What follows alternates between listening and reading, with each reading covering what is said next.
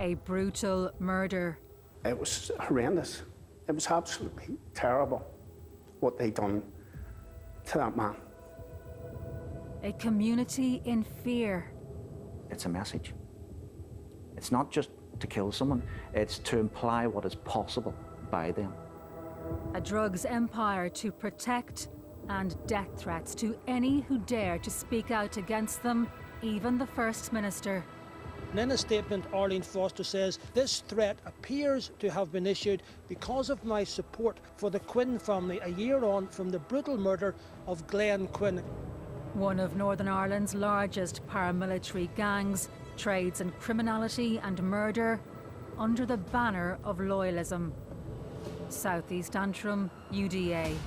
These people have the jackboot on the neck of the people who live in these vast estates.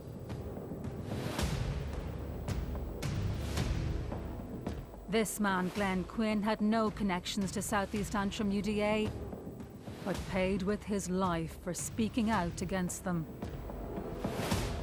Tonight we investigate the savagery at the heart of South East Antrim UDA and put its reported leader in the spotlight.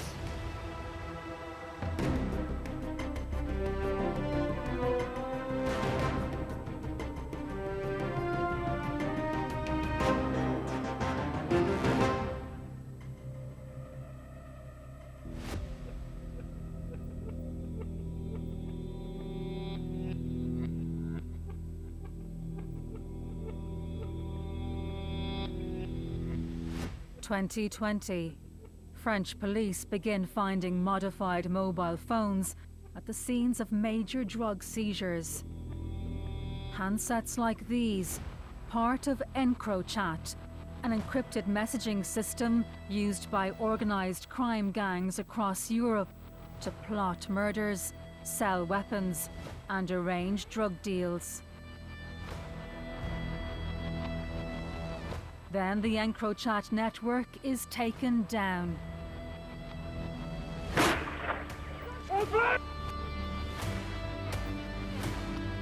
More than 700 people have been arrested in Britain and tens of millions of pounds have been seized after the police infiltrated a top-secret communication system used by criminal gangs. The decoded messages reveal a link to Northern Ireland. We will continue to disrupt the criminal networks operating here in Northern Ireland who have links nationally and internationally. Messages refer to drugs coming from Holland, as well as a reference to supplying one of Northern Ireland's largest paramilitary gangs. South East Antrim Ulster Defence Association. I consider them to be a criminal cartel that have wrapped themselves in a flag. They will extort, they will assault, they will hold back their community in order to sustain their own business. And if they are a defender of anything, it is their own criminal interests.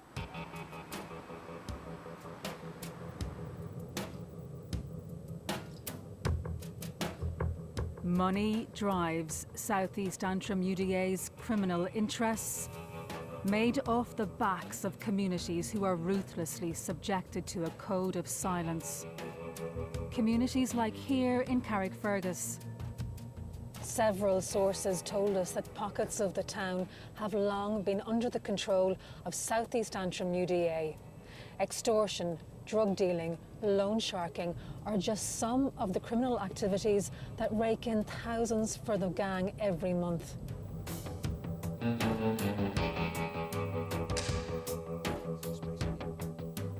Many people refuse to speak to us, as is their right to do so.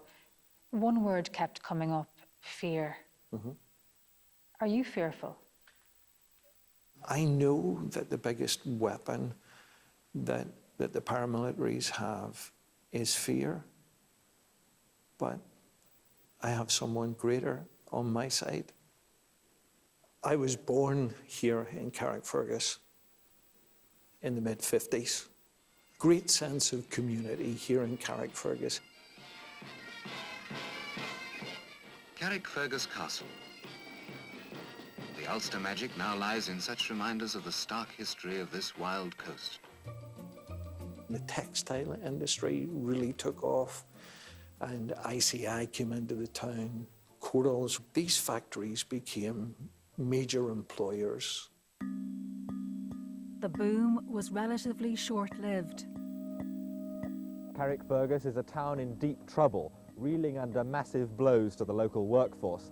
Wave after wave of job cuts have left many bereft of opportunities. If you take a walk down the town, you will discover that there are two businesses that are thriving. One is estate agents, and the other is charity shops. And there's a huge economic divide here in our town. And that divide, I think, is probably the breeding ground for some of the paramilitary and criminal activity that we've seen. It's very difficult to deal with the issue of their control because of the fear that they instill into people.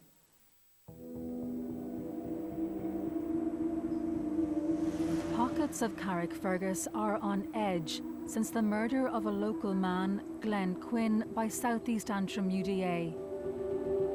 The gang's territory extends beyond its stronghold here and includes Larne, Green Island, as well as parts of Belfast and North Down.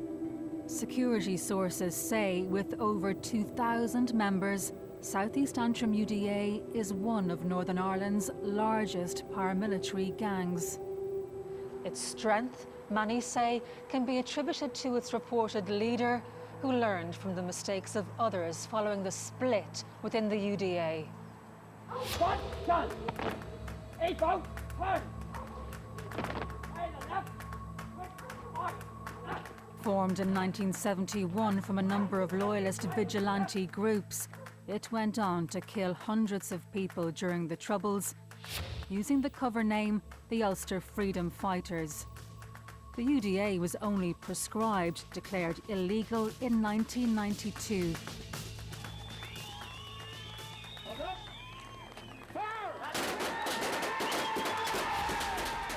As the Troubles ended, UDA brigades turned their full attention to criminality, and the group began to fracture. The South East Antrim UDA were part of the UDA Inner Council. But then what happened was that the UDA began to splinter into criminal gangs, criminal fiefdoms.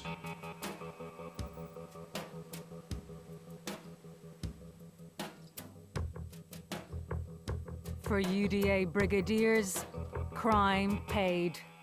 And we're told the more independent they were from the UDA's inner council, the more money they made. In taking care of business, some adopted a new gangster image. I mean, Jim Gray was known as the Brigadier of Bling.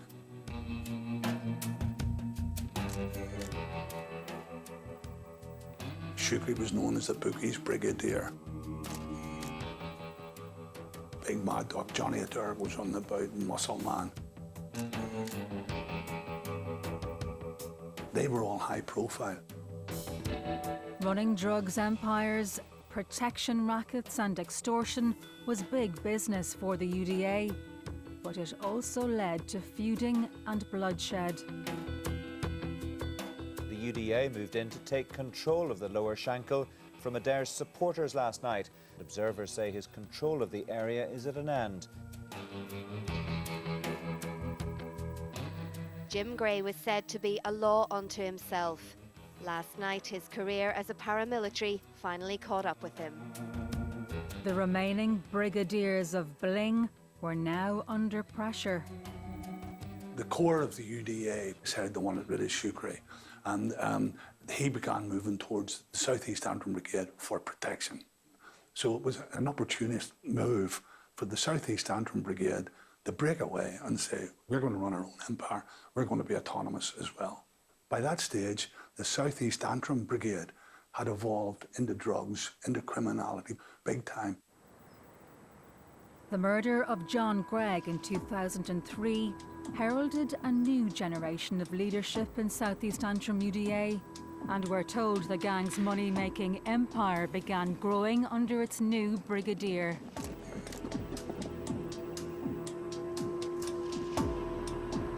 According to a recent MI5 police intelligence assessment shared with Spotlight, South East Antrim UDA has access to arms and is heavily involved in drug supply, community coercion, intimidation and other criminality. This former senior PSNI officer was at the forefront of policing efforts against the gang, so doesn't want to reveal his identity.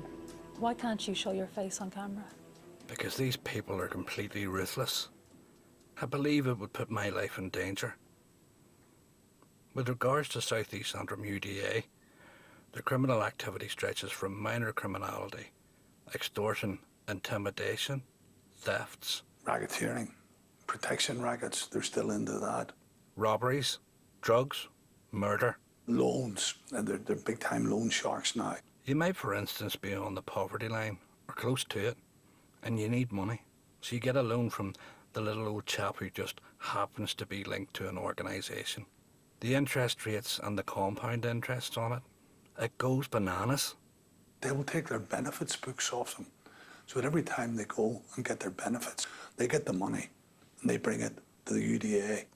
Or next time your young lad's standing in the school or heading up the road. Here, it's your mummy. She owes us.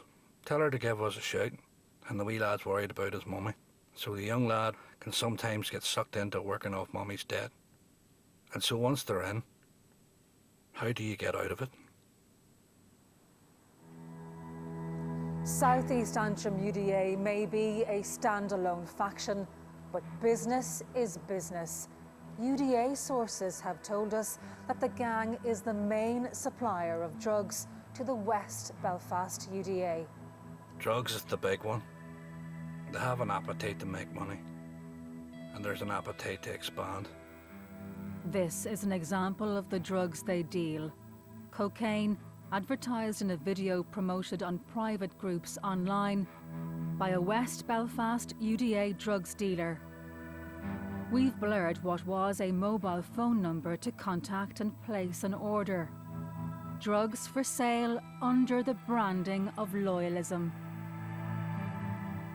They have a number of supply lines. I know some comes in from Europe. The vast majority of it comes in from down south, from one of the well-known crime gangs down there. It's not uncommon for $5 to be coming in a week from one estate. When we look at what they try and portray themselves to be, defenders of their area, I can't see how that ties in with dealing drugs in the community. South East Antrim UDA's members, we're told, do not need permission to carry out acts of violence, and its quasi-military structure puts buffers between those in charge and the foot soldiers on the ground. But we understand that all are ultimately answerable to one man, its leader or so-called brigadier, a man so elusive he goes by a particular moniker. The Ghost. Why? You never see him. He's very rarely seen and doesn't like going out of the door unless he's got good cause. It's hard to describe someone that's referred to as the Ghost.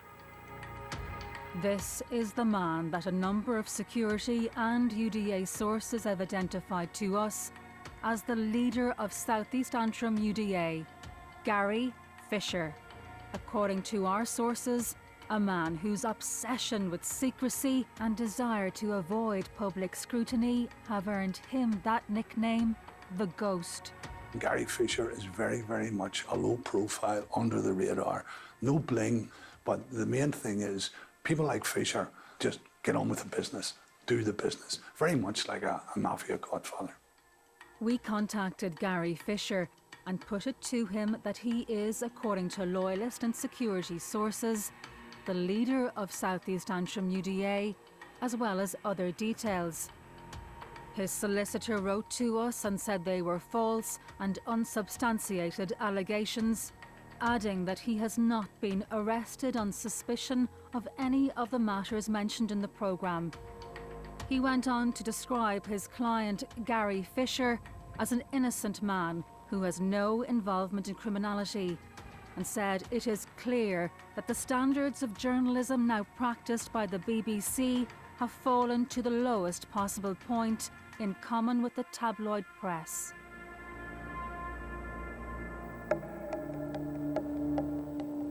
South East Antrim UDA has cultured a reputation for extreme violence.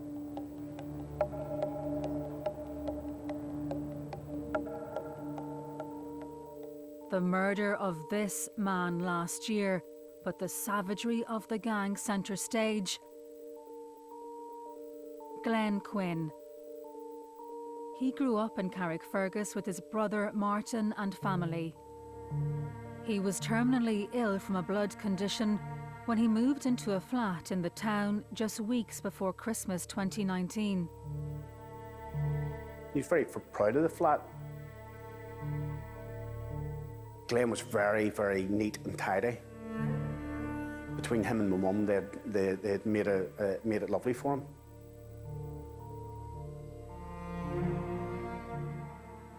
Glenn Quinn had no involvement with any paramilitary gang. His perceived crime was a throwaway remark made in private when he criticised an attack on a friend's business by South East Antrim UDA. He was first assaulted and threatened after he parked his car outside his flat. The window was down. The guy approached from the rear of the car,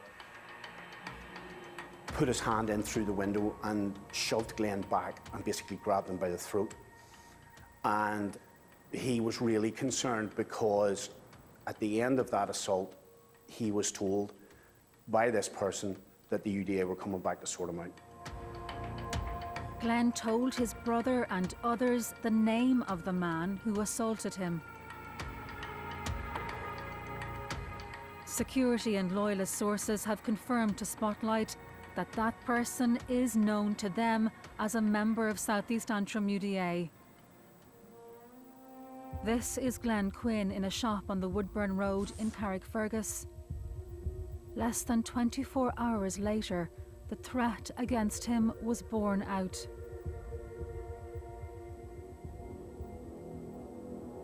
They came back on the 3rd of January, evening time. Glenn had just walked into the hallway of the block of apartments. And as Glenn was opening the door, he was attacked from behind. There were 3 people. They brought a dog in with them and she pushed into the flat.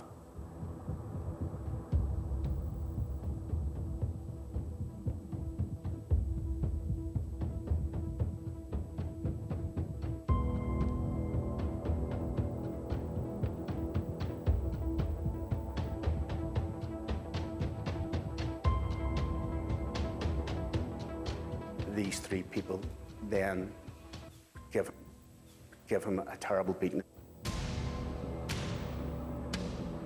They went at him with weapons. He just tried to get into a ball and protect himself as best he could. Blows went into the main part of his chest and to his face. I suppose any assault like that there, it probably seems like a lifetime. Martin knows some details of the attack because Glenn rang him and others before he succumbed to his injuries. One of them spoke to us, but was too afraid to go on camera. Glenn told me they beat me with bats and bars. I asked who. The UDA, he said. I asked him if he was all right. He told me they got the dog to shit in his bed, and then they were laughing when they told him, "You get to lie on the floor tonight." Neither that person nor Martin was fully aware of the critical nature of Glenn's injuries. I said, look, do we need to start thinking about an ambulance? Glenn was no.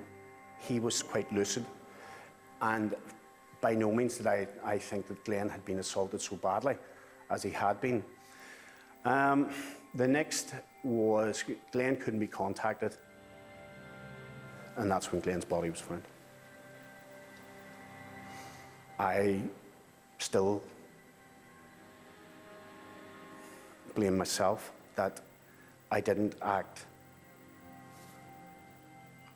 didn't do more, didn't phone an ambulance. You know, I wish I'd spoken longer to him. I wish I'd have said so many other things, and if I knew that this was the last conversation I was going to have with Glenn. Tell him how much I loved him. Tell him, talk about old times. And I didn't have that opportunity. That's very difficult. It is, every day. Glenn Quinn's autopsy report details the graphic nature of the injuries he sustained. His family gave us permission to show these extracts. Blunt force assault, using weapons such as baseball bats. In all, Glenn Quinn suffered over 50 fractures to his ribs. Martin and his younger sister Leslie identified their brother in the morgue. When the blinds were pulled back and the bag was opened, my younger sister was with me, and she was distraught and actually fell down on her knees crying. I couldn't believe the facial injuries that they had left Glenn with, and it was horrendous. It was absolutely terrible what they'd done to that man. Absolutely terrible for what? Voicing an opinion. It was terrible.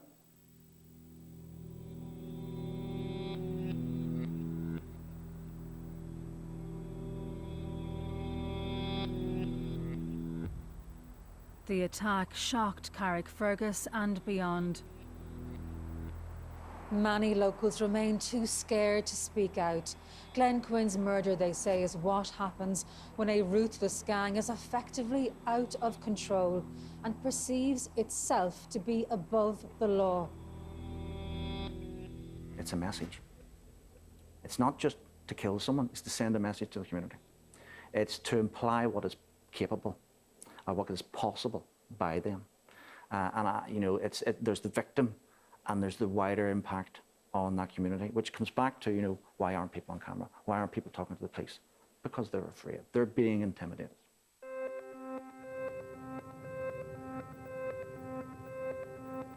Examples of South East Antrim UDA's tally of violence spanning 2 decades are a roll call of unsolved murders. Charlie Strain, Hugh Cameron, Tommy Holron, and Mark Gorley, missing, presumed murdered. This is Colin Horner, moments before he was gunned down in front of his son in 2019. 4 men were convicted of his murder. Geordie Gilmore was also shot dead in broad daylight. 3 men were acquitted of his murder. Reverend Philip McAllister officiated at his funeral. It was very tragic on the day of the funeral, just to have a large police presence around the church. That was very difficult.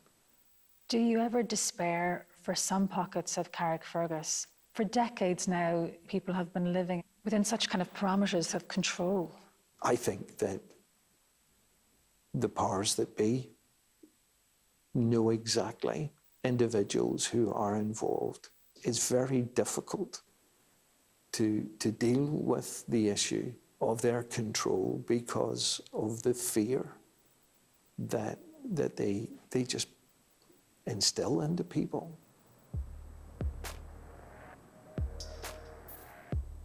In response to such challenges, the PSNI set up its paramilitary crime task force in 2017. Jointly funded by Westminster and Stormont, it's charged with focusing exclusively on groups like South East Antrim UDA. There is considerable focus and effort by the Crime Task Force, particularly through the National Crime Agency and HMRC, who focus on going after the assets and the proceeds of crime. And we have had recent successes against people connected with South East Antrim UDA. What's your definition of success or a result? What does that look like? Well, for me, success ultimately would be that there is not a requirement to have a paramilitary crime task force. There's a bit of a way to go, is there not? Absolutely, and I suppose we welcome that the Tackling Paramilitary Programme has had an extended funding going forward. There's a lot of fear in the community.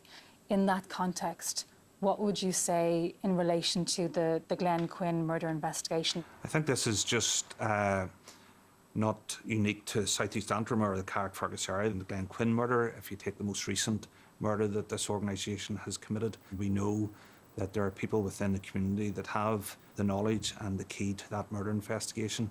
And I recognise that it's a significant ask of the police service to ask for people to come forward and to give evidence. The first thing I would encourage them, come and speak to us and we can discuss the particular issues. There will be people this evening watching this programme who are part of South East Antrim UDA. Why should they fear what you and your team does? I am committed to putting criminals in jail, and if that's what they want their future to be, and I'm determined and committed to bring in the leadership, in particular of the organisations for courts, and the courts can do with them what society thinks is appropriate.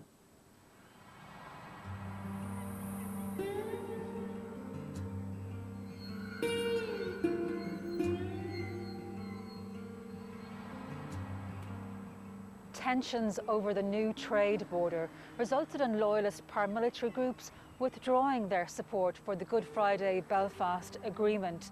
The move, some say, does not signal a return to violence.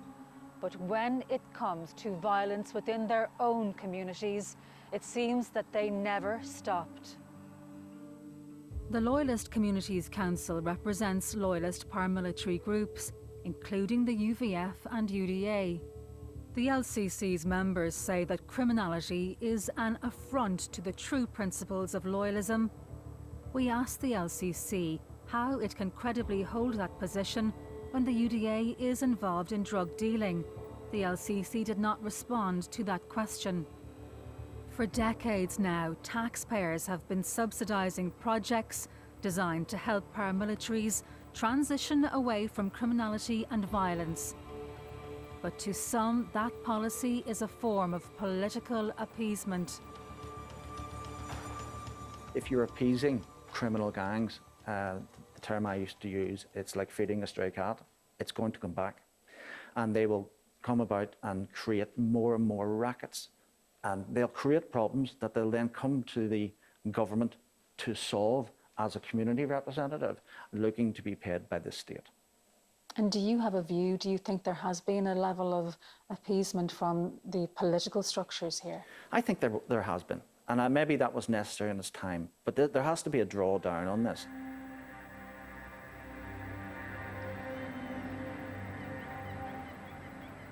Glen Quinn was viciously beaten for passing a remark about South East Antrim UDA. When his family appealed for help with the PSNI investigation, they, along with politicians from all of the main parties, including the First Minister, were threatened.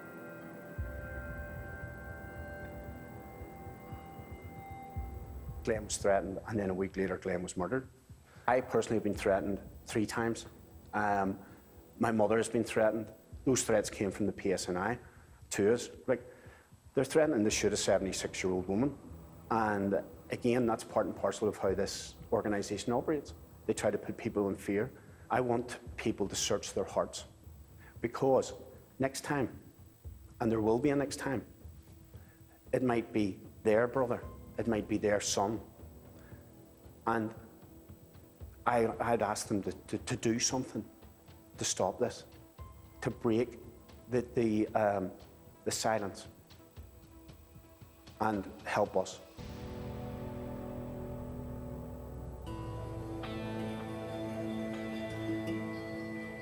Tonight, paramilitary gangs like South East Antrim UDA continue to profit off the backs of communities who live in terror of them. Glenn Quinn was viciously assaulted and died alone, an innocent man. If a society tolerates this, then whose loved one could be next?